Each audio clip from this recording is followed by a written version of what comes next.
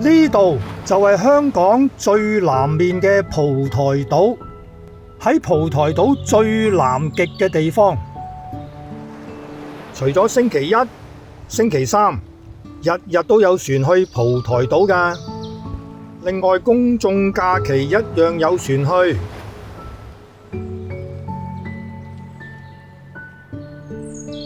蒲台島嘅燈塔係設喺南角咀300米以外嘅小山上。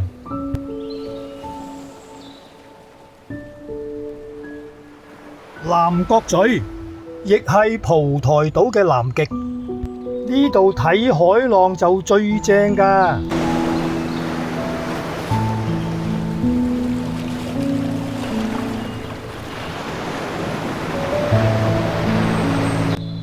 是不是好正啊？蒲台島嘅郊遊徑亦都好有特色，全部都係100分嘅打卡點。嚟蒲台島嘅朋友好多都係嚟搵石打卡㗎。左邊係心靈破碎石，右邊係教堂石。右邊係靈龜上山個頭，左邊係僧人石。靈龜上山嗰個頭呢，亦都係蜥蜴石嗰個頭嚟㗎，兩邊睇係唔同㗎。蒲台島打卡勝地126號燈塔，等我牛仔用航拍介紹今日條路線俾大家啦。我哋今日4個人喺赤柱坐咗11點30分嘅船去蒲台島，坐咗半個鐘就嚟到蒲台島啦。落咗船喺碼頭直行，轉右再轉左，就到咗呢個石板仔嘅位置。行去棺材石嘅入口呢，就喺下方，棺材石就喺對面。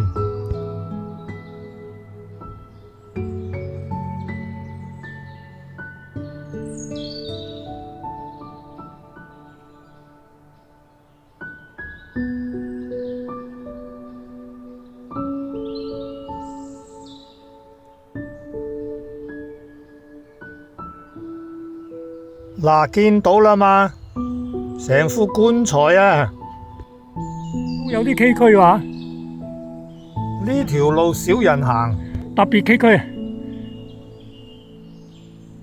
呢塊鏽板都相當之大嘅，多幾個人都坐得落啊。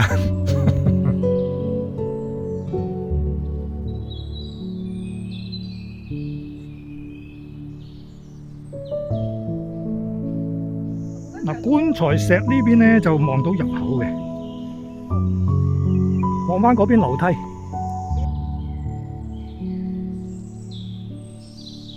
見返樓梯啊，就係呢個位。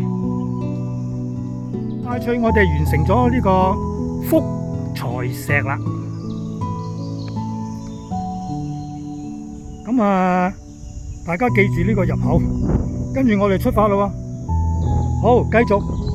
樓梯往上行，喺棺材石嘅入口對面係另外一條路線，我哋將會同上邊呢條路線匯合嘅，但係我哋就唔會行對面啊。蒲台島嘅路牌都好清晰嘅，咁喺剛才我哋樓梯一路上嚟呢，就一路望到前邊就已經有路牌㗎。咁一陣間呢，我哋就向右樓梯上去。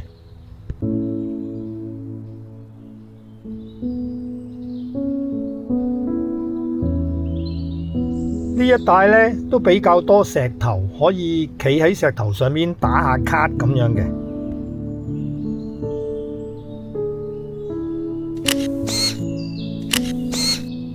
墨魚石啊，睇下似唔似？拳頭石。好少見到啲雲咁靚嘅，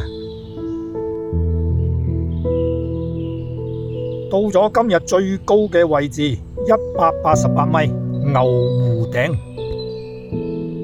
呢我哋嘅女士們啊，仲係行緊嚟啊！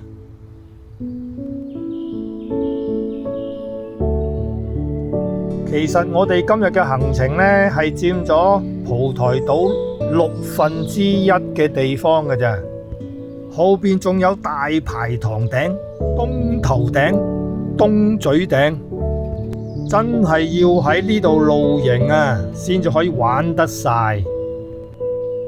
喺牛湖頂嘅左面呢，有好大片嘅波板石，好靚嘅。等我飛落去昂莊下邊俾大家睇清楚啊！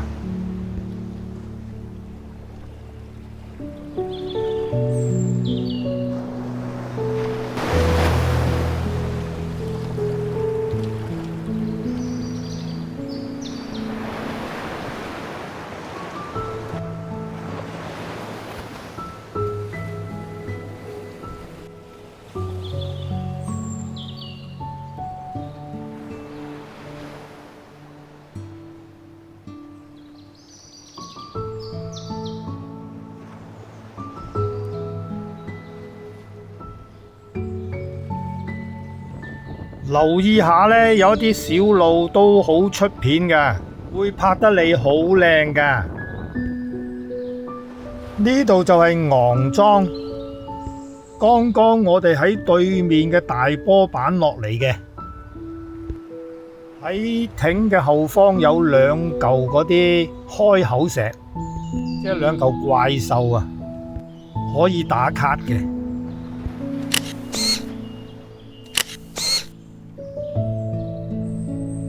嗱，大家望到呢，有啲小路，有時間係可以落去下邊嘅海邊㗎。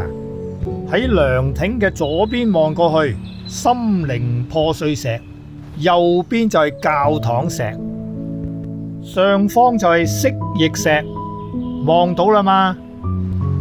我哋喺蜥蜴石嘅頭呢打卡。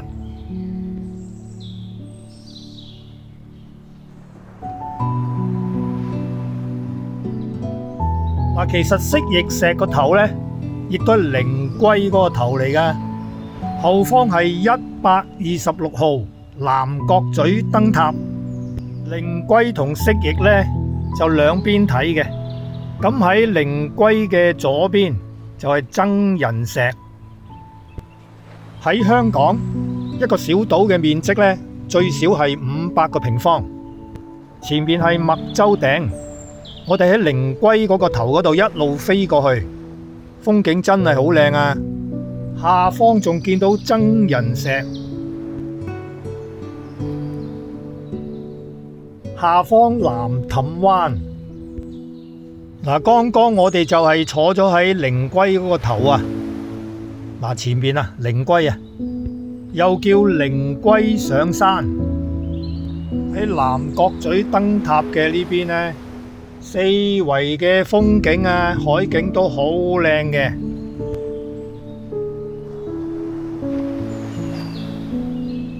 前方嘅小島麥洲頂就有架舊船呢，一直都係喺個海岸嘅。係咪政府故意放架船喺呢度呢？吓，等啲風景生動啲呢。靈龜上山，嗱，大家仔細睇下吓。真係成隻烏龜咁爬上去嘅。咁啊，僧人石呢喺右邊嘅，就望得唔係好清楚。咁啊，昂莊嘅海岸線喺下方，咁啊，下次先至去啦。今次我哋就好有運氣啊，霸佔咗成個126燈塔啊！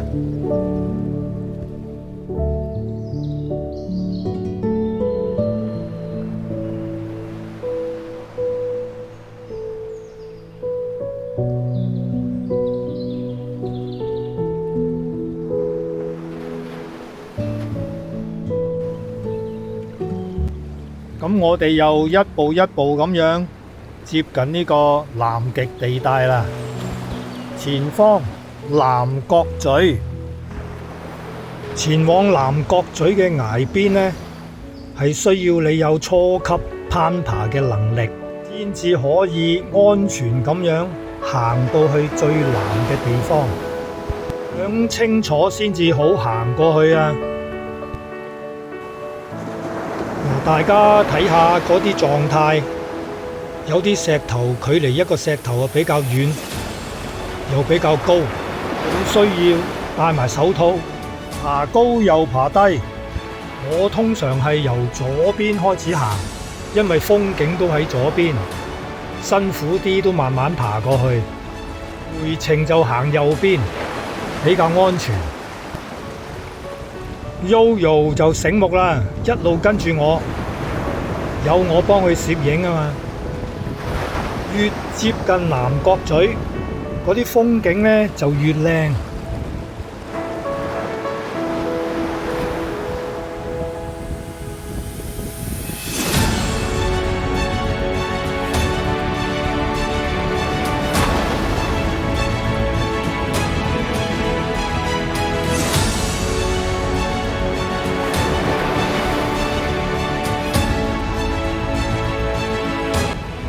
Literally， 風景真係好好啊！最調皮嘅豬豬，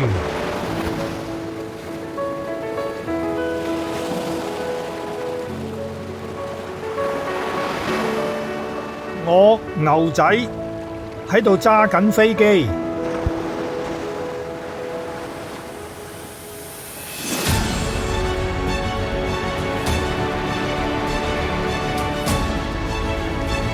今日嘅風力呢係4至5級，剛好可以航拍。如果平時係5、6級風力呢，呢度嘅海浪就更加大啊！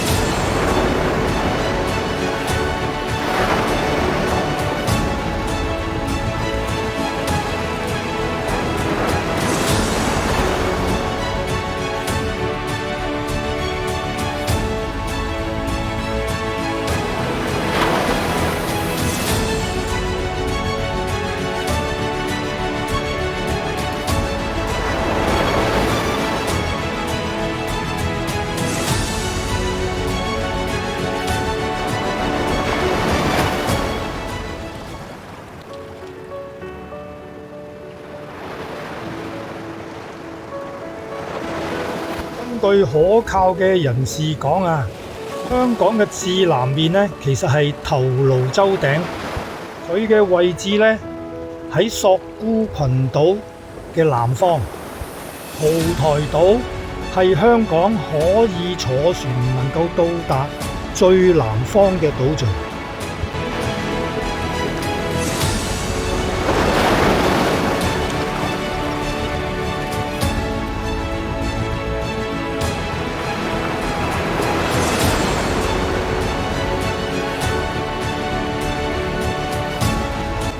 今日南角咀嘅天色非常之特別㗎，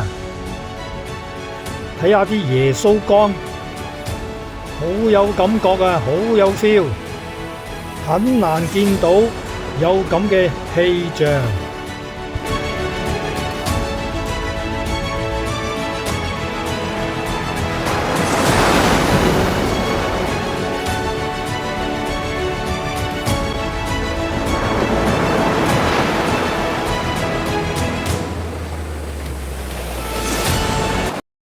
前方嘅126燈塔都係屬於南角咀嘅，所以又叫做南角咀燈塔。又係嚟返呢度，咁啊去完南極，咁啊梗係上返條軌跡啦，係嘛？向左行，右方上樓梯係燈塔嘅方向。幾分鐘就嚟到佛手崖啦，照例都打卡嘅。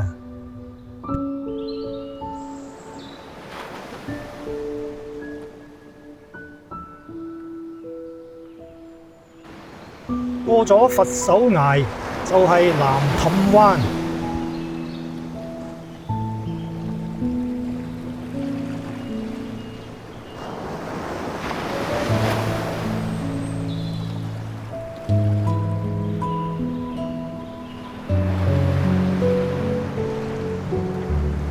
帶大家行一行呢一條黃色嘅步道，蒲台島郊遊徑最靚嘅一段。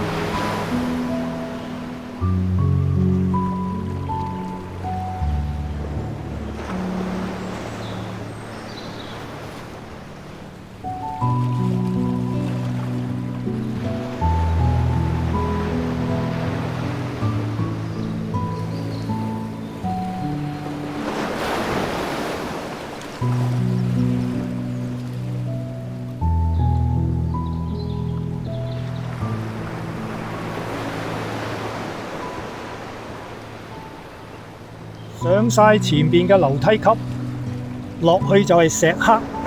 我哋今次就冇去啦。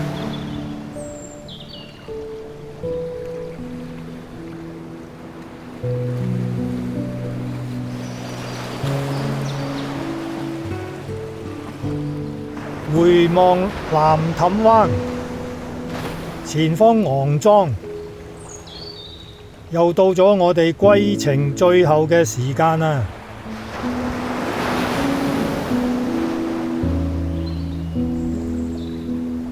黃昏嘅5點15分，我哋到咗碼頭呢一間士多，食一食綠豆沙，輕鬆下，準備坐6點鐘嘅尾班船返去赤柱。輕鬆又愉快嘅一天又過去啦，多謝我嘅同伴一齊嚟蒲台島。下次再見，多謝大家收看。香港站 D 出口出去，過咗馬路，交易廣場坐6X 快巴。